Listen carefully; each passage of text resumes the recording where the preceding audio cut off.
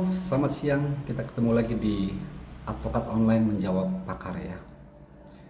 Jadi pada kesempatan kali ini Advokat Online ingin membahas kemudian menganalisis ya mengenai pendapat-pendapat hukum para pakar ya yang ada dalam acara televisi misalnya ataupun podcast-podcast ya, podcast-podcast yang diadakan oleh channel-channel ya.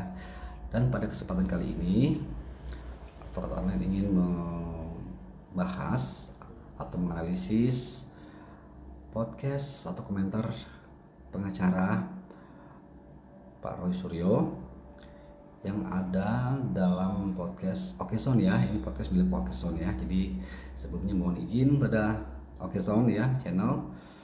Ini sekedar memberikan pendapat guna menganalisa dan mengedukasi sekaligus ya para pecinta media sosial ya, pemerhati media sosial, kemudian para masyarakat yang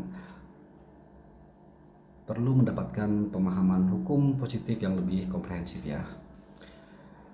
Jadi sebelumnya disclaimer dulu bahwa semua pihak yang ada di sini ini patut dinilai tidak bersalah ya sampai dengan adanya putusan pengadilan yang mempunyai kekuatan hukum yang tetap atau inkrah ya. Jadi kita mulai ya. Kalau kita lihat konstruksi unsur pidananya itu nggak cocok dengan peristiwa ini karena tidak ada pengerusakan dokumen elektronik. Karena pasal 3235 berdasarkan keterangan ahli, apalagi ahli yang membuat undang-undang itu dan menjadi ketua dari pihak pemerintah, karena itu kan undang-undang yang datang dari inisiatif pemerintah, bukan inisiatif DPR. Ya kan, makanya kan dibentuk tim perumus kan. Nah, ketuanya kan dia. Sehingga dia mengetahui apa yang disebut dengan original intent dari undang-undang gitu. Kita ini kan cuma menafsirkan, tapi orang yang membuat undang-undang itu kan punya apa yang disebut dengan original intent. Punya apa yang disebut dengan original intent. Dia nggak perlu penafsiran, dia tahu maksud daripada undang-undang itu gitu. Nah, 3235 seperti yang dia sampaikan itu kan tindak pidana yang berkaitan dengan penggunaan kejahatan komputer. Ya kan? Computer based crime. Iya, computer based crime atau crime related atau komputer atau apa tuh? Crime related computer gitu. Kejahatan yang berkorelasi dengan ya. Jadi begini ya. Dalam video ini, podcast ini, Bang Abdul Ghafur kalau nggak salah ya, ini menjelaskan mengenai kenapa pasal 3235 itu sepertinya tidak sesuai ya, tidak patut untuk dikenakan kepada Roy Suryo CS ya. Karena menurut Bang Abdul Ghafur ini, bahwa menurut Profesor Henry ya, kalau nggak salah Henry Subiakto ya, itu sebagai ketua kelompok kerja ya, ketua kelompok kerja yang pada saat membentuk undang-undang ya, itu menafsirkan bahwa, bukan menafsirkan ya, menurut beliau ini Profesor Henry mengetahui dengan pasti bahwa maksud dan tujuan atau intent atau intensional dari bunyi pasal itu adalah bahwa pasal itu adalah untuk menggunakan komputer ya, menggunakan komputer khususnya komputer si korban misalnya ya. Kemudian data elektronik atau informasi elektronik yang ada dalam komputer itu dirubah, diedit, kemudian dikurangi, ditambahkan. Ya, pada intinya melakukan pengeditan ya, kemudian menghilangkan gitu ya, atau pencurian data ya, seperti itu ya, memindahkan dan sebagainya. Nah, kita lihat apakah demikian ya, bagaimana sih sebetulnya bunyi pasal itu gitu ya, bagaimana sih, kita lihat.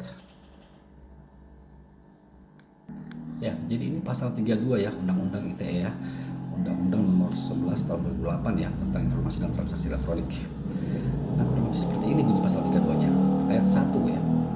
Bahwa setiap orang dengan sengaja atau tanpa hak atau melawan hukum ya, misalnya melawan hukum itu adalah mencuri ya, gitu ya, tanpa hak ya. Kemudian dengan cara apapun mengubah ya, mengedit ya, menambah, mengurangi, atau melakukan transmisi, menghilangkan ya, merusak, menghilangkan, kemudian mentransmisikan, kemudian menyembunyikan suatu informasi elektronik dan atau dokumen elektronik milik orang lain atau milik publik ya. Jadi ayat 1 dalam pasal ini ya, jadi memang ditujukan kepada orang ya yang secara tanpa hak dan melawan hukum ya, itu mengambil secara tanpa izin ya dokumen elektronik atau informasi elektronik ya. Di sini kan disebutkan mengenai suatu informasi elektronik dan atau dokumen elektronik ya milik orang lain ya. Kemudian melakukan pengubahan, kemudian menambah. Jadi dari aslinya itu kemudian ditambahkan ya, itu ya, ditambahkan, kemudian dikurangi ya dari aslinya itu, kemudian dipindahkan, kemudian menyembunyikan ya dari dokumen elektronik milik orang lain itu. Nah, jika Profesor Henry mengatakan bahwa itu harus dari komputer asalnya, dari komputer asal, itu ya advokat online berpendapat juga demikian ya, sama. Karena ini adalah ditujukan kepada kegiatan mengambil kemudian merubah dan kemudian melakukan perubahan, kemudian menyembunyikan ya dokumen elektronik milik orang lain, sehingga itu biasanya dilakukan di komputer atau server asal ya, tempat di mana dokumen elektronik itu berada, gitu ya. Kemudian ayat 2, setiap orang dengan sengaja tanpa hak melawan hukum dengan atau cara apapun memindahkan atau mentransfer informasi elektronik atau dokumen elektronik kepada sistem elektronik orang lain yang tidak berhak ya mentransfer. Jadi dari komputer sini kemudian ditransfer ke komputer lain ya, ke server lain misalnya. Nah itu juga tidak boleh. Ini ancaman berbeda-beda ya. Kalau masalah ini lumayan tinggi ya. Ini juga bisa dilakukan oleh sebetulnya oleh hacker ya, oleh hacker atau pembajak ya, pembajak dokumen elektronik milik orang ya, yang dilakukan oleh hacker itu. Makanya ini sangat tinggi ya, sebab hacker atau pencurian data itu melakukan tanpa izin, kemudian secara melawan hukum ya, diam-diam ya, kemudian memanfaatkan ya, mengubah, kemudian menghilangkan atau menambahkan, mengurangi ya informasi atau dokumen elektronik milik orang lain atau milik publik ya. Jadi khusus untuk mereka ya, untuk para pelaku kejahatan di bidang elektronik ya. Nah, pertanyaannya, apakah Mas Roy Suryo ini adalah seorang misalnya hacker ya? Apakah Mas Roy Suryo seorang hacker yang mencuri itu kan, mencuri data elektronik, kemudian secara sengaja melakukan perubahan-perubahan ya, mengedit, mengganti, menambahkan, mengurangi? Apakah seperti itu? Rasanya tidak demikian ya. Rasanya Mas Roy Suryo itu tidak mengedit ya, namun hanya melakukan analisa ya, tidak mengganti aslinya, tidak mengurangi aslinya, dan tidak menambahkan aslinya ya. Ya itu, jadi rasanya tidak tepat ya jika pasal 32 ayat 1 ini kena. Kemudian ayat 2 juga mentransfer gitu kan informasi elektronik milik orang lain ya, dari komputer asalnya, bisa juga ya mentransfer yang memang data elektronik itu dimiliki oleh orang lain ya. Nah pertanyaannya, apakah data atau informasi elektronik berupa ijazah Pak Jokowi itu yang di-upload oleh Dian Sandi, apakah itu termasuk data elektronik? Data elektronik yang atau informasi elektronik ya, yang tidak boleh itu dilakukan, misalnya pemindahan, atau apakah data itu adalah milik Pak Jokowi begitu ya. Nah itu, kalau menurut pendapat advokat online, data itu ya adalah data elektronik ya, informasi elektronik itu, sebab data itu atau di ijazah itu dibuat berdasarkan sistem elektronik ya, kemudian diupload di media elektronik ya, sehingga kemudian ijazah itu yang diupload oleh Dian Sandi itu menjadi suatu data elektronik ya. Pembuatannya juga menggunakan elektronik ya kemungkinannya ya. Namun apakah Roy Suryo itu mengganti atau memindahkan ya? Yang pertama kan mengupload adalah Dian Sandi ya, gitu. Roy Suryo hanya mengambil dari Dian Sandi ya, seperti itu ya kurang lebih. Jadi rasanya tidak tepat juga ya, ayat 2 ini tidak tepat dikenakan kepada Roy Suryo gitu ya. Dan ayat 3, terhadap perbuatan sebagaimana pada ayat 1 yang mengakibatkan perbuatan terbukanya suatu informasi elektronik dan atau dokumen elektronik yang bersifat rahasia. Nah ini, apabila ada dokumen elektronik milik seorang yang sifatnya rahasia, kemudian dihack atau dibajak atau dicuri secara langsung melalui komputernya, ataupun dihack ya melalui komputer lain juga rasanya bisa ya, bisa jadi membajak ya, kemudian itu sifatnya rahasia, kemudian akhirnya ditransmisikan menjadi bukan rahasia lagi, jadi terbuka rahasia itu gitu. Nah itu ada juga ancaman hukumannya. Nah pertanyaannya apakah jasa itu adalah sifatnya rahasia gitu ya, rahasia informasi pribadi yang bersifat rahasia gitu. Kemudian apakah unsur-unsurnya ini terpenuhi ya, apakah Mas Roy Suryo itu melakukan, kembali lagi pada ayat 1 ya, apakah melakukan pengubahan, menambah gitu kan.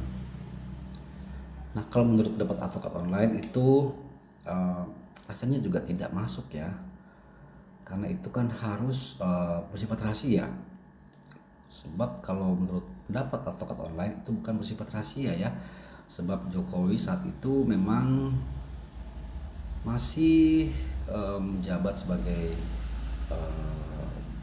presiden ya, sehingga ijazah itu adalah milik publik ya. Itu pun sesuai dengan keterangan dari keputusan dari Komisi Informasi Publik ya, bahwa itu bukan dokumen rahasia. Jadi pasal 32 ayat 1, 2 dan 3 ini memang rasanya tidak tepat ya dikenakan kepada Roy Suryo. Namun karena ini telah disangkakan kepadanya, maka tetap harus dibuktikan di pengadilan mengenai unsur-unsur ini ya. Jadi jaksa akan membuktikan unsur-unsurnya, apakah masuk nih unsur-unsur pasal 32 ayat 1 ayat 2 dan ayat 3. Kita nggak tahu nih ayat berapa yang kena ya, yang disangkakan kepada Roy Suryo dan Dr. Tifa ya. Nah, kita kemudian akan lihat lagi sebetulnya apa sih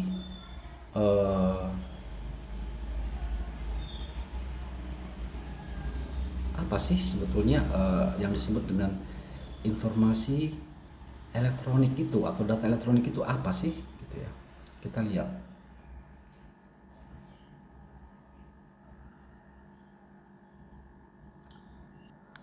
Nah, ini kita ambil sumbernya dari Google aja ya, dari AI ya. Sekarang kan zaman canggih ya, kita bisa mengetahui apa itu yang maksud dengan data elektronik. Apakah ijazah Pak Jokowi itu yang diupload di Yang Sandi adalah suatu data elektronik atau informasi elektronik ya? Itu ya, kita lihat. Informasi elektronik adalah sekumpulan data elektronik yang telah diolah sehingga memiliki arti dan dapat dipahami oleh seorang. Oke. Ini mencakup berbagai format digital atau analog. Nah, jadi bisa menjadi format digital atau analog, menjadi kertas ya. Nah, itu seperti tulisan, suara, gambar, peta, foto, surat, elektronik atau email ya, hingga elektronik data atau elektronik data interchange ya, EDI. Secara hukum di Indonesia diatur dalam Undang-Undang ITE ya. Informasi ini diakui dan dikelola melalui media seperti komputer, ponsel atau sistem elektronik lainnya. Dan berikut adalah beberapa detail penting mengenai informasi elektronik. Jadi bisa bentuk fisik dan digital ya. Bisa berupa huruf, tanda, angka, kode, akses, simbol atau perforasi yang disimpan dan ditampilkan gitu ya. Nah, jadi menurut keterangan ini, informasi elektronik itu atau data elektronik itu adalah bisa berbentuk atau berformat analog atau digital. Jadi ijazah yang Pak Jokowi itu, ijazah kertas itu yang analog itu adalah merupakan termasuk informasi elektronik ya, khususnya apalagi jika sudah ditampilkan di media atau di komputer ya, di media elektronik ya, sehingga itu menjadi data elektronik. Dan pertanyaannya, apakah yang diupload di Yang Sandi itu adalah milik Pak Jokowi? Nah, itu ya, itu menjadi perdebatan ya, apakah itu milik Pak Jokowi atau milik atau bukan gitu kan, atau itu hanya karena bukan sumbernya bukan dari komputer Pak Jokowi kan begitu ya, begitu pertanyaannya. Jadi yang menjadi perdebatan itu karena bukan dari sumber Pak Jokowi, kemudian itu bukan menjadi milik Pak Jokowi karena bukan dari komputer Pak Jokowi. Nah itu ya. Tapi kalau menurut pendapat advokat online, yaitu adalah data elektronik pertama, kemudian itu adalah milik siapa kan gitu kan. Yang pasti itu kan bukan milik Roy Suryo, kemudian juga bukan milik yang mengupload. Kalau menurut advokat online ya, ini sekali lagi ini adalah pendapat ya.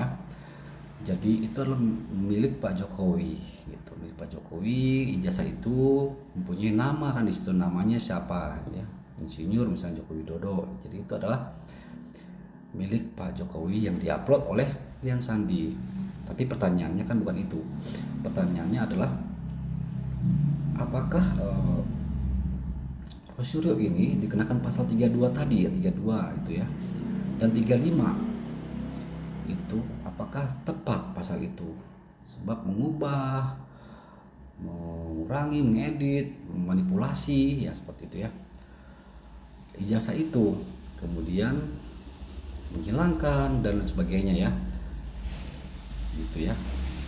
Apakah itu bisa dikenakan pada Roy Suryo? Rasanya tidak ya, rasanya tidak tepat kalau pasal itu, karena Roy Suryo itu tidak secara melawan hukum ya, tidak secara melawan hukum mengambil, kemudian bukan Roy Suryo yang mengambil, hanya itu diambil oleh Dian Sandi ya, Dian Sandi yang yang waktu itu menampilkan ya di media sosial ya.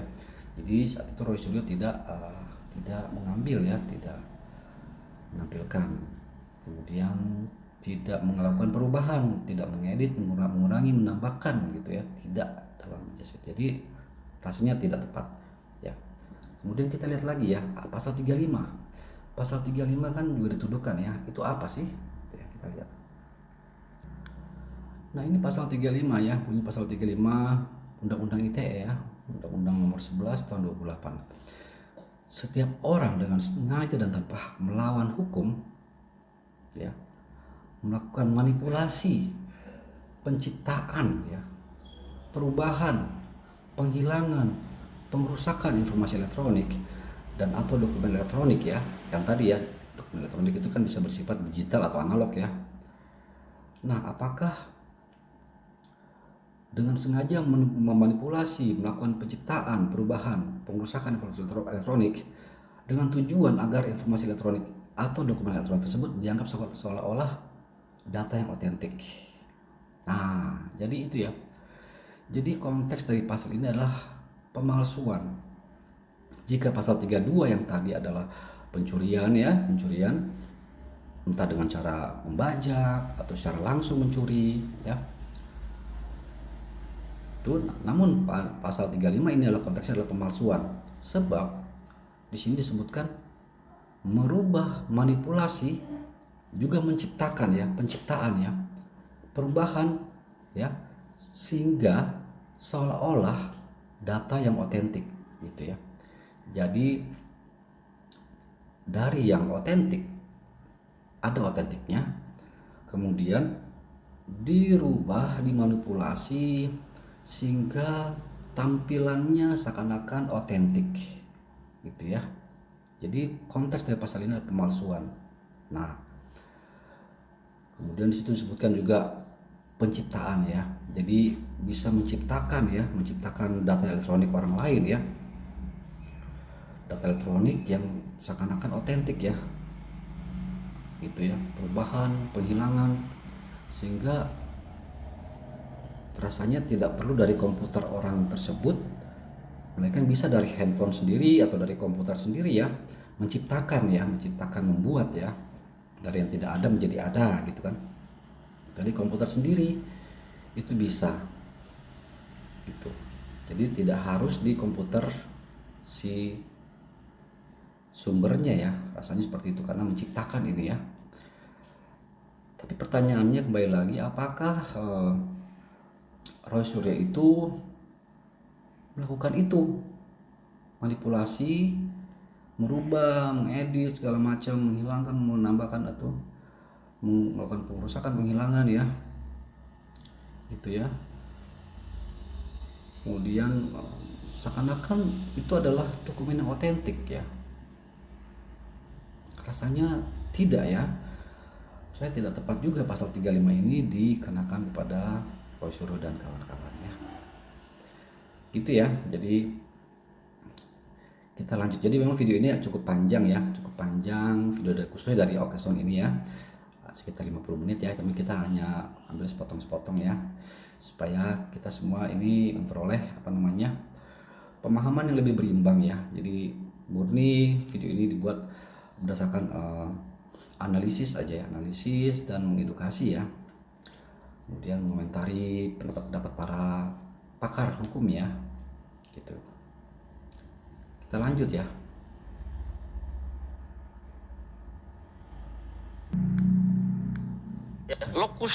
Lokus deliktinya harus ada di sini. Misalnya contoh, kalau ijazah Pak Jokowi itu adalah suatu ijazah elektronik, artinya tidak pernah diterbitkan fisik analognya. Kemudian ada orang yang mengambil file itu dari komputernya Pak Jokowi, kemudian dia analisa dan dia potong-potong, maka jelas itu 3235. Nah itu ya. Jadi menurut Bang Abdul Ghafur Sengaji ini, juga menurut pendapat Profesor Henry, bahwa orang yang mengambil dari komputer asal ya, kemudian melakukan potong-potong, mengedit dan sebagainya, itu kena pasal 3235. Jadi harus ada unsur mengambil dari sumber aslinya gitu ya. Tapi kalau menurut advokat online eh, mungkin untuk pasal 32 iya ya, pasal 32 karena mencuri dari sumber aslinya ya, kemudian melakukan menghilangkan ya, kemudian merusak gitu ya, atau menambahkan dan lain-lain ya dari sumber aslinya. Oke. Tapi pertanyaan juga, apakah Roy bisa dikenakan pasal itu? Apakah Roy melakukan itu?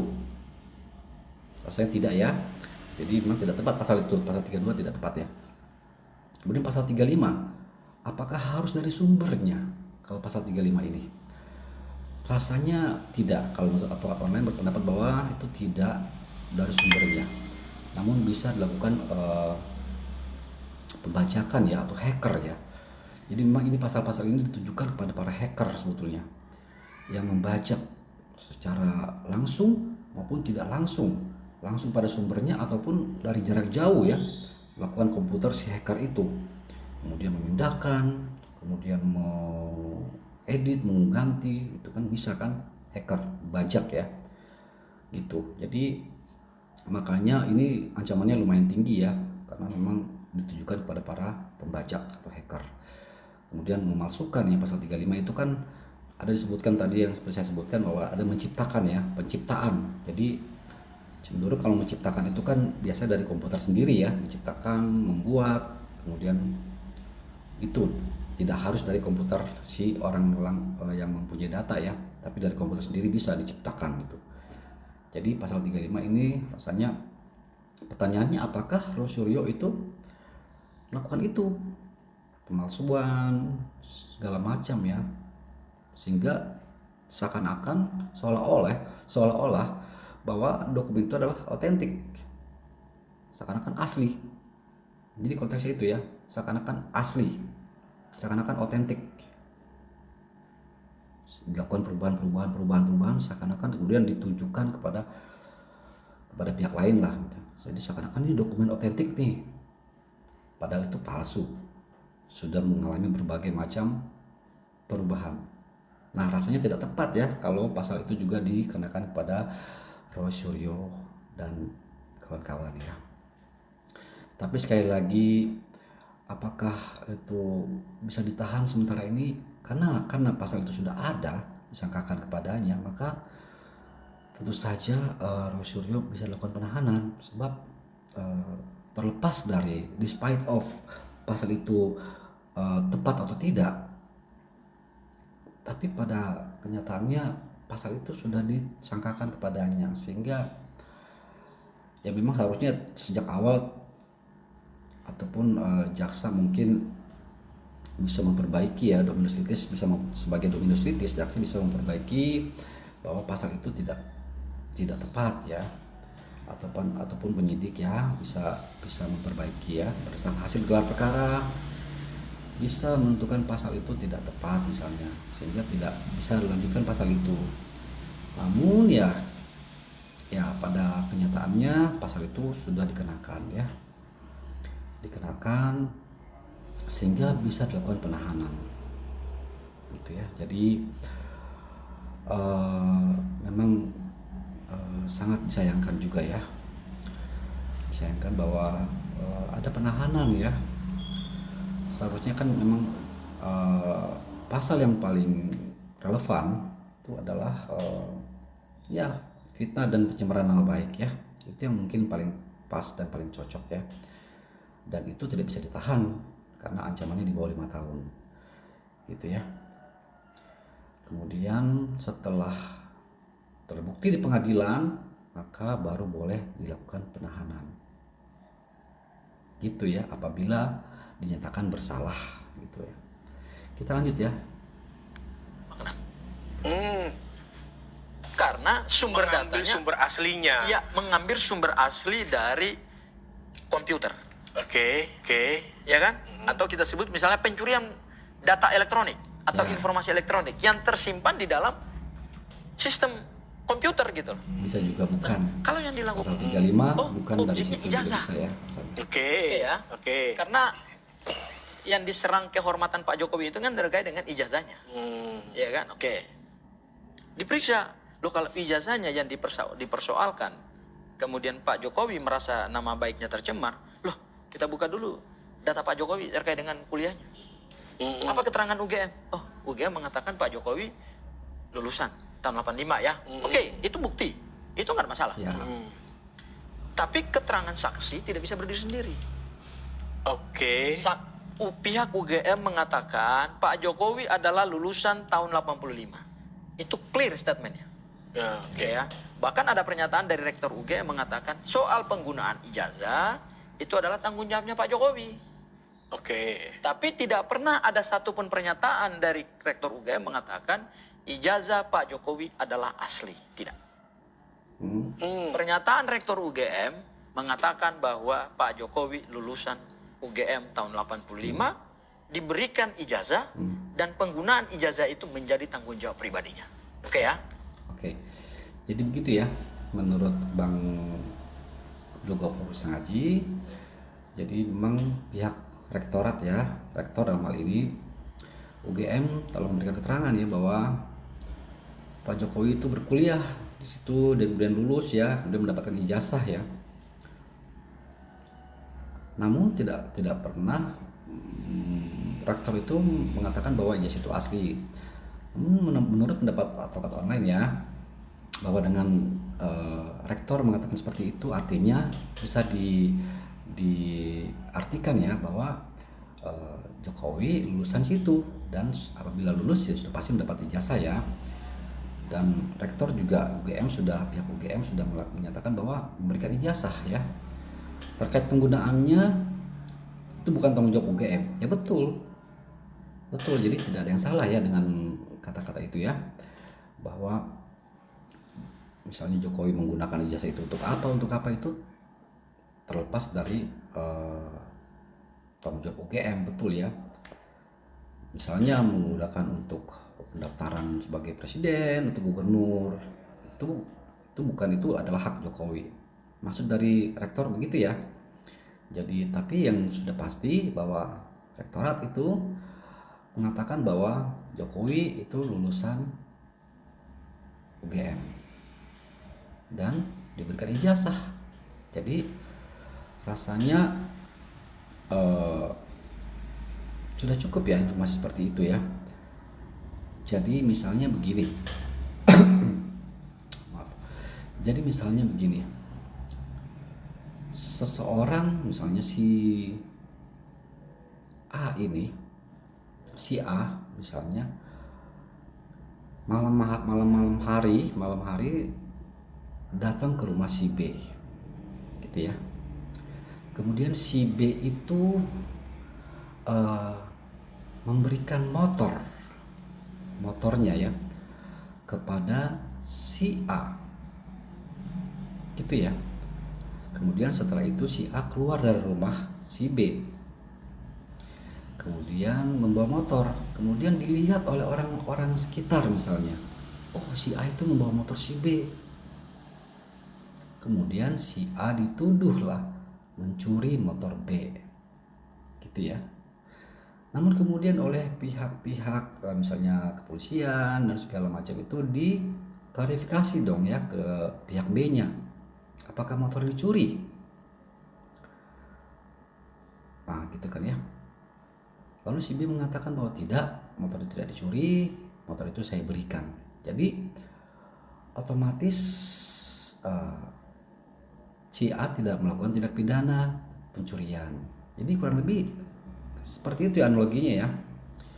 Jadi si A tidak bisa dikatakan mencuri sebab si B itu memberikan gitu ya secara sukarela. Begitupun dalam hal ini ya, pihak B dalam hal ini pihak UGM sebagai pihak B ya, dia mengatakan tidak, Pak Jokowi itu memang berkuliah di situ gitu, dan mendapatkan ijazah. Ijazah itu dikeluarkan oleh pihak UGM. Jadi kurang lebih seperti itu ya.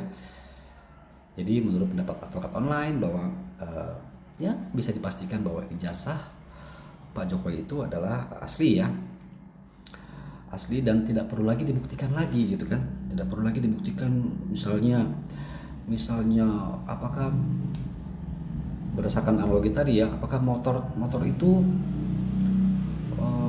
asli atau tidak motor itu gitu kan ya, motor itu betul-betul dibeli atau tidak oleh si pihak si A.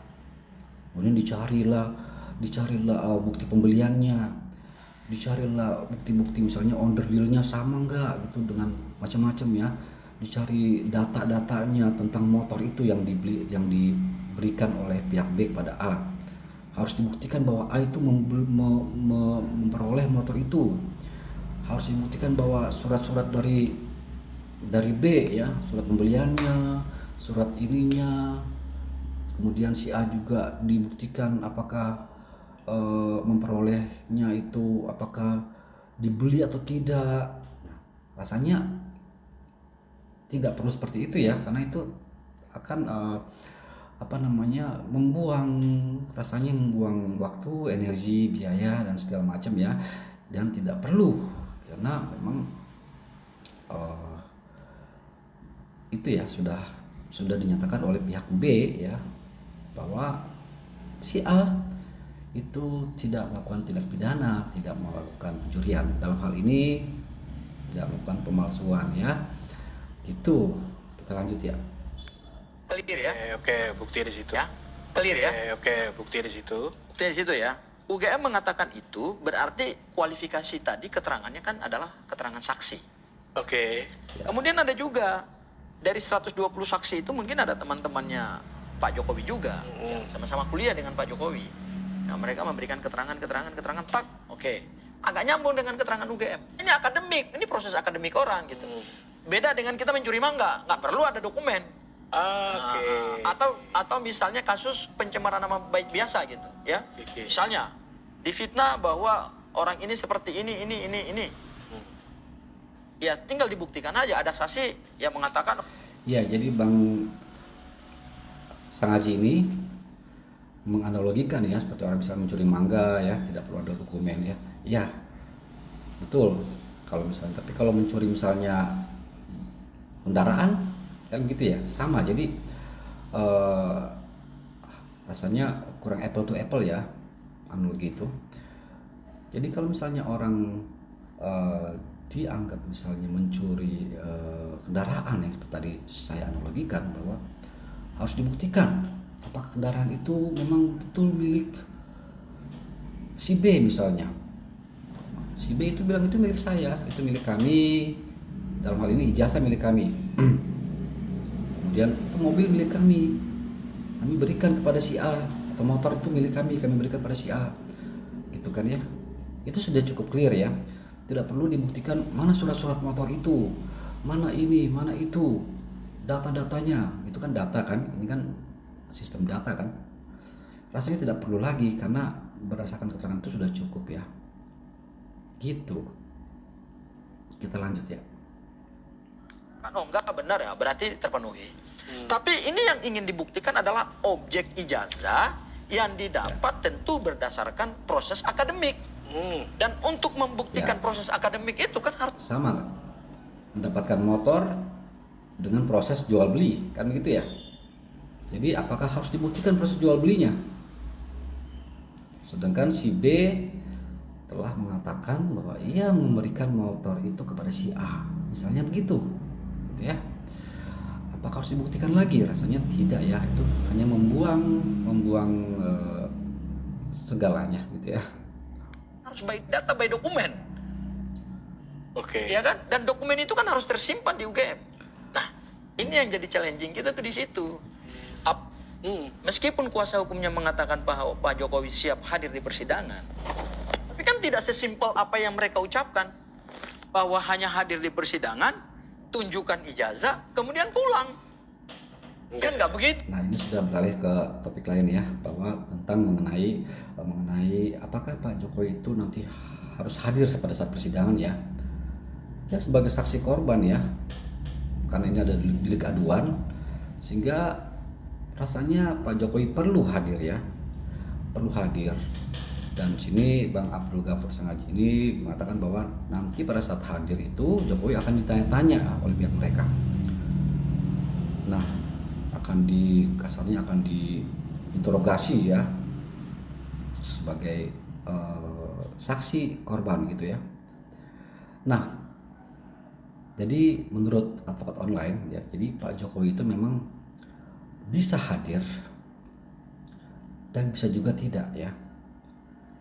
Karena dalam perkara ini itu hakim misalnya ingin mengetahui apakah betul atau tidak Pak Jokowi melaporkan ini mengenai pencemaran nama baik dan fitnah, gitu ya. Apakah betul atau tidak sih? Nah, jika betul, hanya keterangan itu yang dibutuhkan, gitu ya.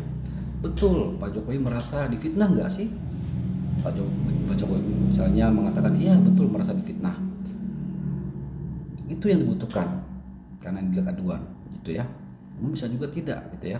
Karena berdasarkan keyakinan hakim bahwa ya itu betul Pak Jokowi yang melaporkan, bukan orang lain ya, bukan mengada-ada laporan itu bukan mengada-ada, ini betul-betul dilaporkan oleh Pak Jokowi, sehingga Pak Jokowi dipanggil. Bisa juga tidak ya, tergantung dari kebijakan hakim ya itu. Nah kemudian apakah dalam sidang itu Jokowi akan dalam tanda kutip ya dikuliti begitu ya, diinterogasi seperti seakan-akan beliau adalah terdakwa? Rasanya tidak ya, rasanya tidak, karena pertama itu adalah yang melakukan pertanyaan itu adalah hakim ya. Hakim akan bertanya kepada Pak Jokowi ya, misalnya betul Bapak ini melakukan pengaduan atau laporan terkait pencemaran nama baik, ya betul. Terkait apa? Misalnya ijazah. Kemudian siapa yang melakukan itu?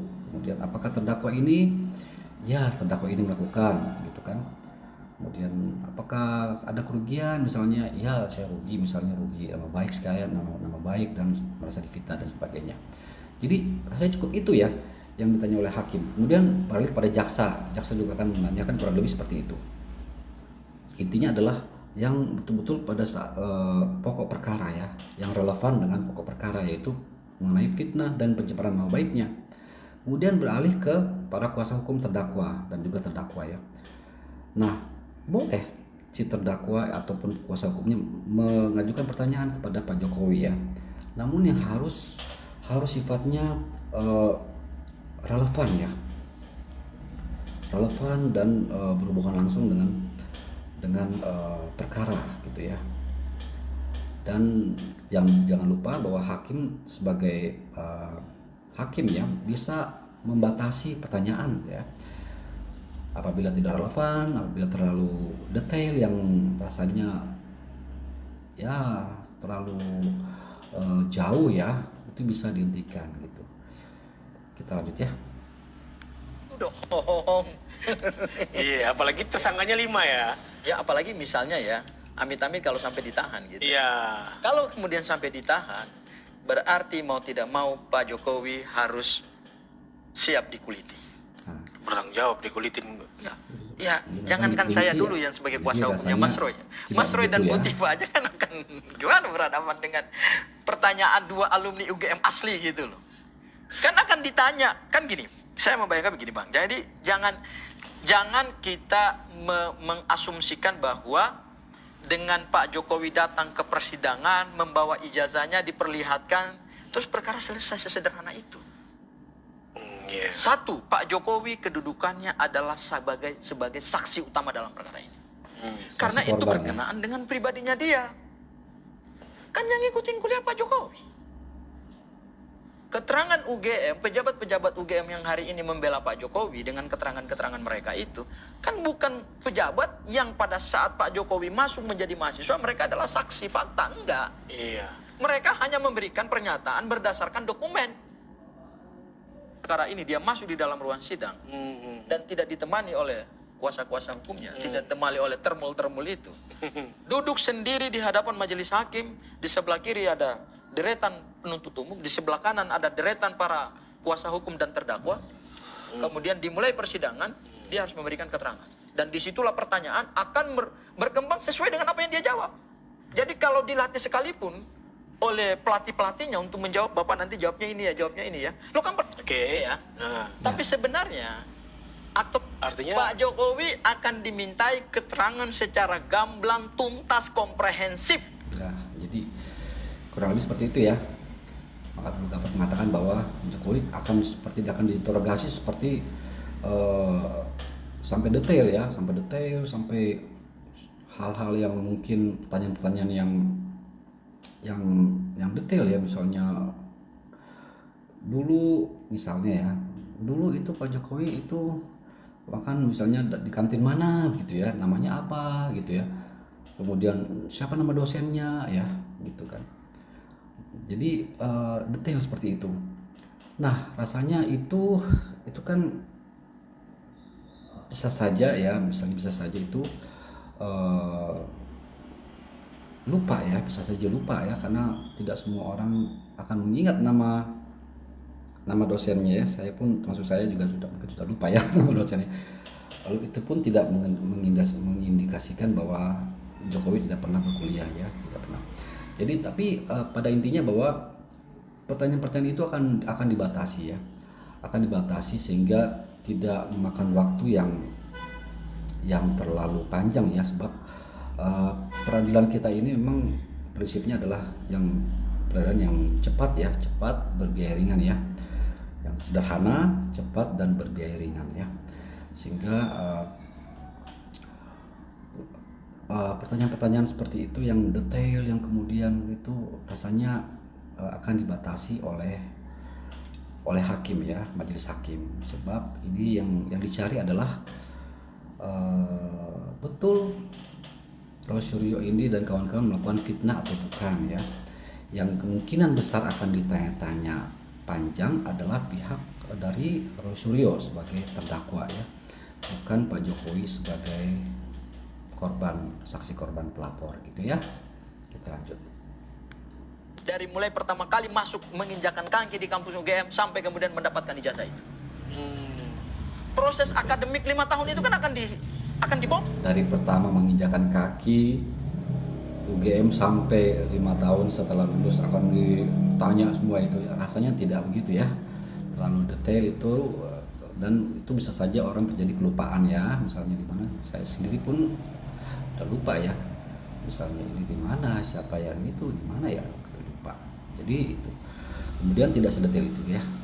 Apabila sedetail itu mungkin hakim akan membatasi ya, kurang lebih seperti itu. Dibongkar gitu loh di dalam persidangan. Dan orang kalau pernah ikut kuliah pasti terekam di apa namanya, di kepalanya atau di apa, hipokampusnya kalau saya pakai istilah Dokter Tiva ya. Itu akan terekam semua memori dia mengikuti proses perkuliahan gitu. Tentu Nggak ya. mungkin lupa gitu. Yang daftar lewat misalnya program UMPTN dulu ya, atau Sipenmaru dulu ya, tahun 8 saya Sipenmaru ya. Kalau saya kan udah UMPTN gitu. Oh, saya masuknya lewat Sipenmaru. Oke. Tahun berapa Bapak ikut Sipenmaru? Sekian tahun sekian ya kan?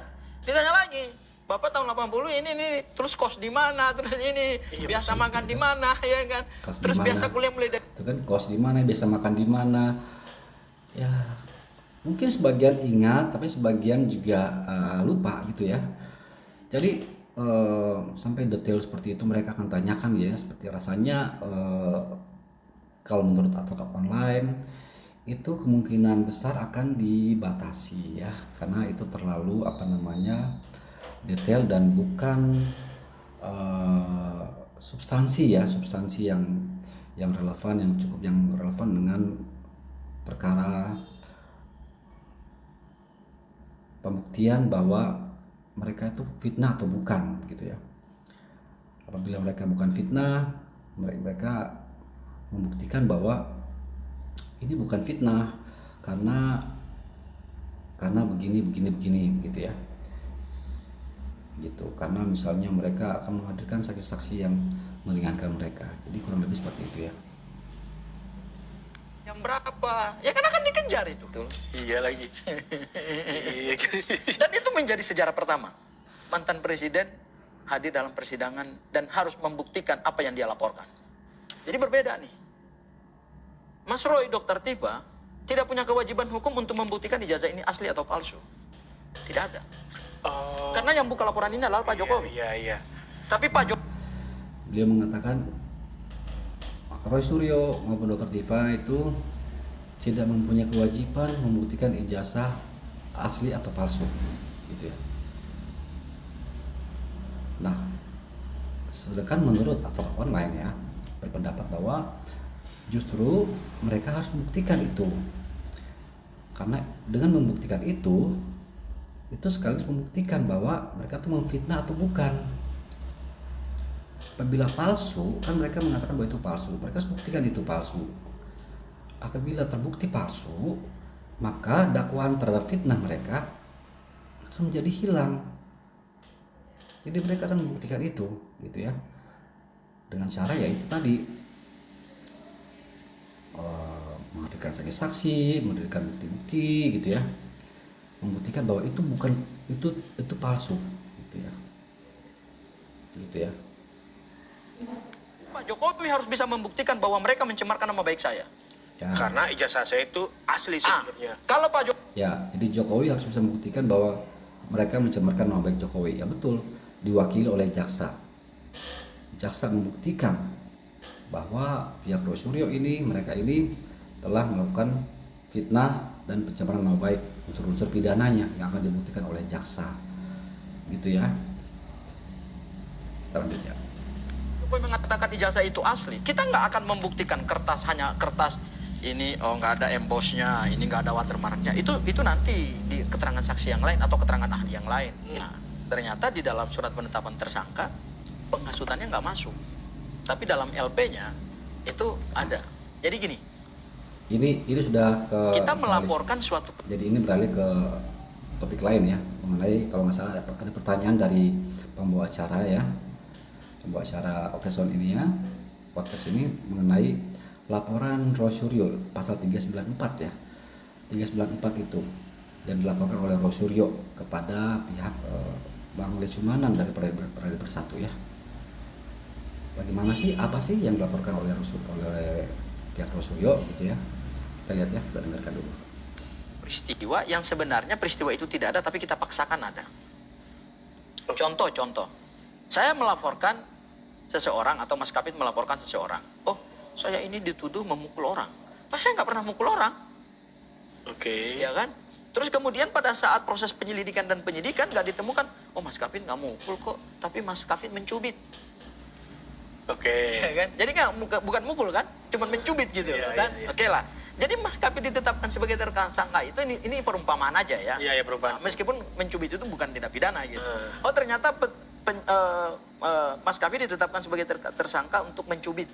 Jadi bukan memukul. Berarti tadi tuduhan memukul tadi adalah tuduhan palsu. Nah, jadi begitu ya. Mereka melaporkan Lecumanan itu dengan pasal 394. Nah, pasal 394 itu menurut mereka ya, tadi seperti tadi analoginya Bang itu ya, Bang Sengaji ya. Jadi seakan-akan karena si Lecumanan itu telah melakukan laporan palsu gitu ya. Misalnya tadi analoginya mencubit, memukul, ternyata mencubit begitu ya. Nah, apakah menurut advokat online tidak demikian ya? Karena pasal 394 itu adalah mereka melaporkan bahwa Lecumanan itu menempatkan keterangan dalam surat tanda bukti lapor polisi sebagai korban adalah Peradi Bersatu. Jadi itu ya, menempatkan korban sebagai Peradi Bersatu, sehingga mereka menilai bahwa itu adalah suatu menempatkan keterangan palsu dalam akta otentik gitu ya. Jadi mereka bukan melaporkan mengenai penistaannya yang dilaporkan oleh Lecumanan ya. Mereka bukan melaporkan balik penistaan itu, tapi melaporkan mengenai keterangan yang ditempatkan dalam tanda bukti lapor polisi tadi mengenai korban adalah Peradi Bersatu. Itu yang mereka laporkan, pasal 394. Nah, pasal 394 itu adalah pasal mengenai pemalsuan akta otentik. Jadi menempatkan keterangan palsu ya, meminta orang menempatkan keterangan palsu dalam suatu akta ya, atau akta otentik, kemudian dipergunakan ya untuk mendapatkan keuntungan ya, ada kerugian bagi pihak lainnya, dan kemudian keterangan palsu itu tidak sesuai dengan yang sebenarnya. Jadi ada yang sebenarnya, kemudian ini menempatkan keterangan itu seakan-akan sesuai dengan yang sebenarnya, gitu ya. Nah, apakah pasal itu tepat? Rasanya juga advokat online ya kurang tepat ya, sebab itu adalah menempatkan keterangan palsu dalam suatu akta otentik yang ada kebenarannya, dan ini dibuat seakan-akan sesuai dengan yang sebenarnya. Jadi dipalsukan gitu ya. Inilah konteksnya adalah pemalsuan akta otentik. Nah, apakah bukti lapor polisi itu yang dilakukan oleh Lecumanan adalah pemalsuan akta? Rasanya kurang tepat ya. Saya kurang tepat karena itu bukan pemalsuan, karena itu tidak ada pembandingnya, tidak ada yang sebenarnya yang mana gitu. Tidak ada ya. Misalnya akta kelahiran si A ini dirubah gitu kan oleh si B, milik si A dirubah, atau milik si A melakukan perubahan terhadap misalnya akta kelahirannya sendiri, misalnya meminta orang merubah gitu kan, padahal yang sebenarnya bukan seperti itu gitu kan. Yang sebenarnya adalah misalnya beralamat di sini tanggal segini tapi dirubah menjadi nama ini, alamat segini. Nah itu sehingga seakan-akan akta itu otentik. Nah itu adalah pemalsuan. Nah itu adalah maksud dari pasal 394. Jadi menurut advokat online itu tidak tepat ya, karena bukti laporan polisi itu tidak ada pembandingnya. Yang mana sih yang sebenarnya, yang mana yang palsu, gitu kan? Ini kan menempatkan peran palsu agar sesuai dengan yang sebenarnya. Itu bunyi pasal 394. Seperti yang sudah advokat online menjelaskan di video sebelumnya. Kita lanjut ya. Oh, bisa. Oh iya ya. Kena dia. Kan nggak boleh. Kan seseorang itu kita laporkan peristiwanya harus ada. Jangan mengarang gitu loh. Karena kasihan orang. Kenapa hukum tuh? Akhirnya kan jadi melebar peristiwanya. Yang tadinya mereka meneliti ijazah, oleh Pradi Bersatu dibangun satu konstruksi hukum bahwa di dalamnya ada penghasutan. Begitu dilakukan penyelidikan dan penyidikan, nggak ada fakta bahwa ini penghasutan. Makanya kemudian Mas Roy dan Dr. Tipa tidak ditetapkan sebagai tersangka dalam pasal penghasutan. Kalau argumennya ada kata-kata adili Jokowi, itu mereka bilangnya itu sebagai penghasutan, itu masuk nggak? Ya, Kata-kata itu. Ini kita ngomongin konstruksi hukumnya ya. ya kalau peristiwa itu ada yang dikeluarkan oleh para tersangka ya, di klaster 2 ya, yaitu Mas Roy dan Bu Tifa, ya pasti penetapan tersangka dengan pasal penghasutan ada. Tapi kan setelah diuji tidak ada pasal penghasutan, tidak ada peristiwa penghasutan oleh Mas Roy dan Bu Tifa gitu. Oh, berarti logikanya tidak ada kejadian akibat penghasutan itu. Ya, atau tidak pernah keluar kata-kata penghasutan itu. Ya, gitu. Jadi begitu ya. Jadi Lecumanan itu melaporkan penghasutan ya. Penghasutan, kemudian penghasutan itu tidak terbukti ya, karena memang menurut putusan MK itu harus ada perbuatan materialnya, ada akibat yang terjadi ya. Betul, setuju dengan host ya, dengan pembawa acara ya, bahwa memang itu tidak ada, sehingga tidak diteruskan oleh pihak kepolisian mengenai penghasutan ya, karena memang tidak bisa dikatakan menghasut apabila tidak terjadi akibat ya, perbuatan materialnya. Kemudian tidak ada unsur-unsur kekerasannya ya, karena bunyi pasal penghasutan itu kalau nggak salah menghasut untuk melakukan kekerasan ya terhadap penguasa publik, kalau nggak salah seperti itu ya. Jadi ada unsur-unsur pasal. Nah ini tidak tepat ya.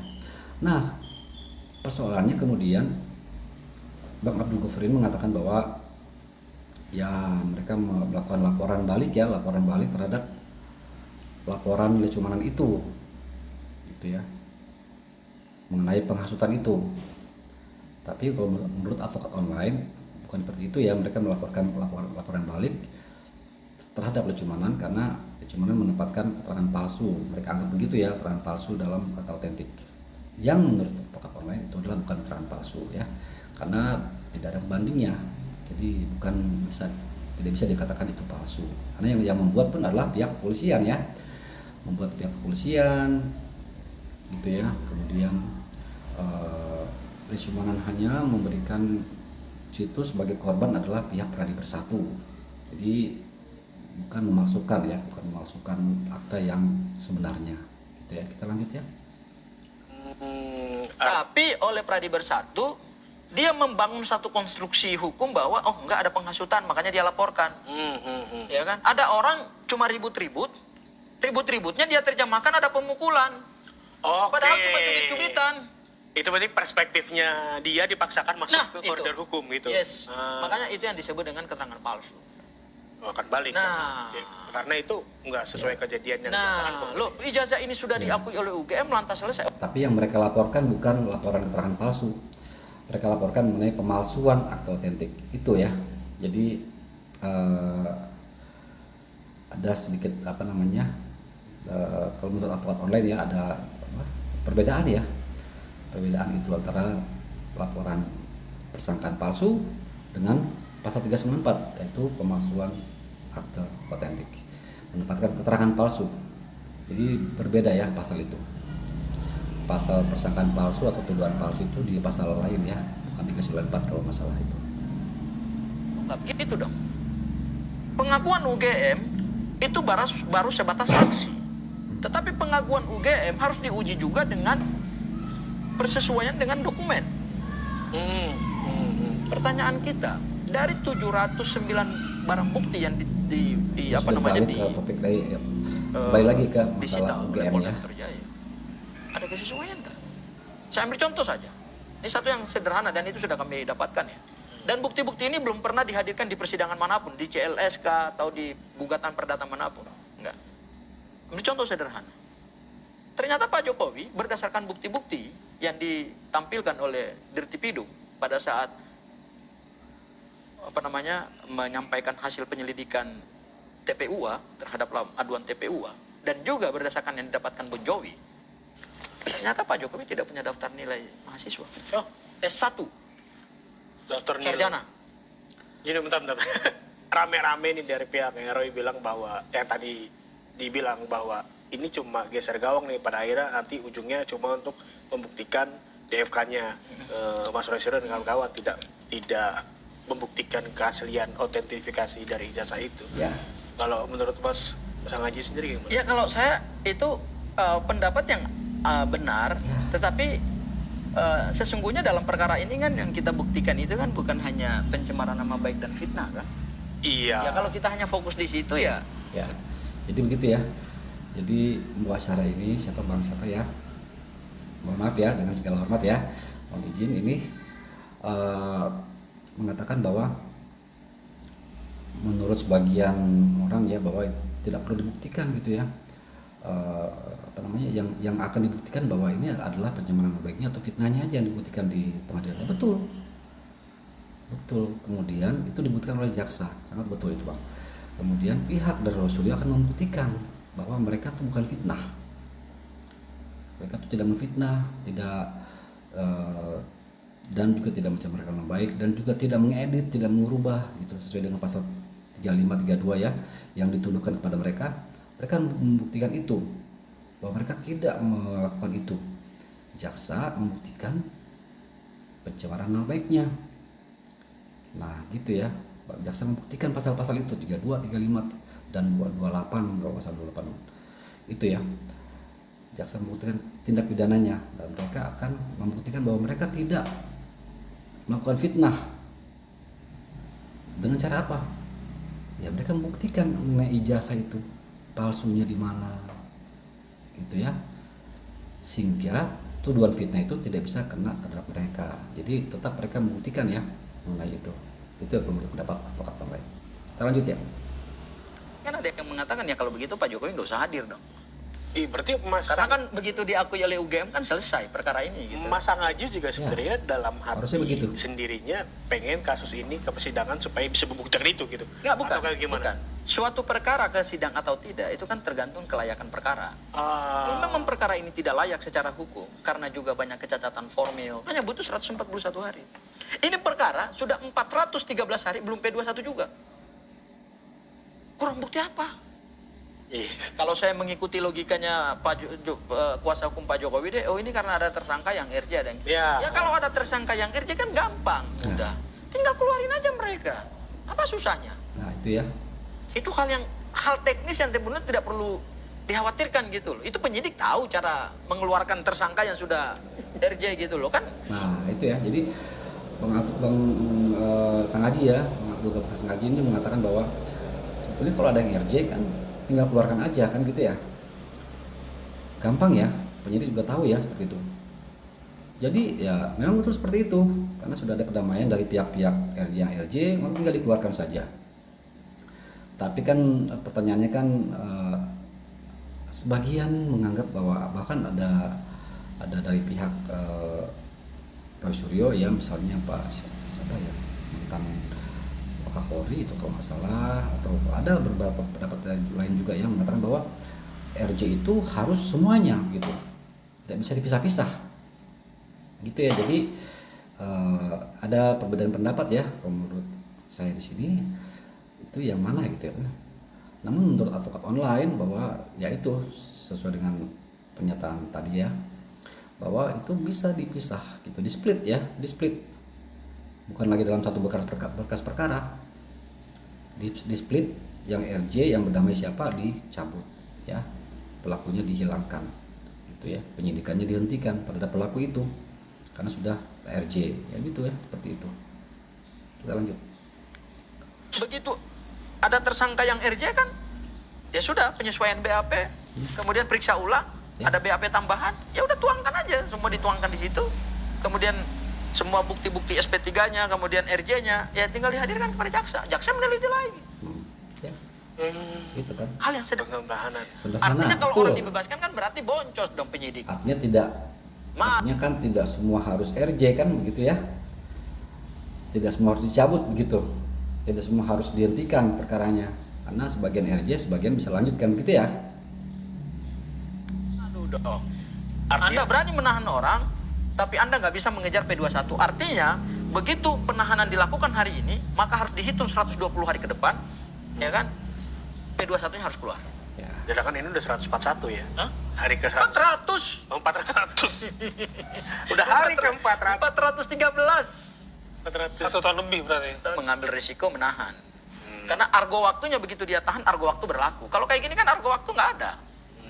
Penyidikan kan bisa mau 1 tahun, mau 2 tahun, mau 3 tahun. Karena Ya, betul ya. Betul ya. Jadi pendapat Bang Sangaji ini juga betul ya.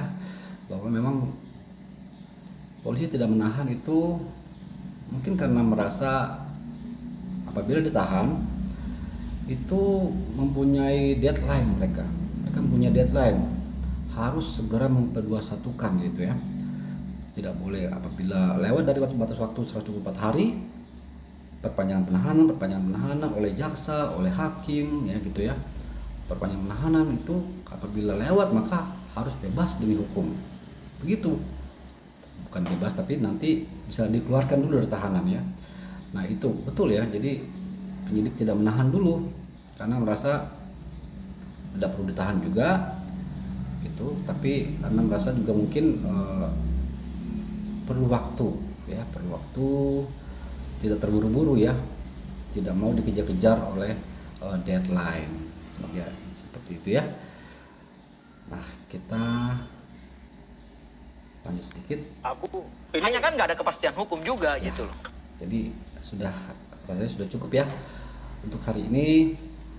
Advokat online itu memberikan sedikit masukan ya, pendapat maupun kritik ya, maupun analisis ya. Sekali lagi tujuan video ini sifatnya adalah edukasi ya, edukasi tanpa bermaksud mendiskreditkan siapapun, khususnya para tersangka ataupun terdakwa ya, yang menurut advokat online adalah patut dinilai tidak bersalah sampai dengan adanya putusan pengadilan yang berkekuatan hukum tetap.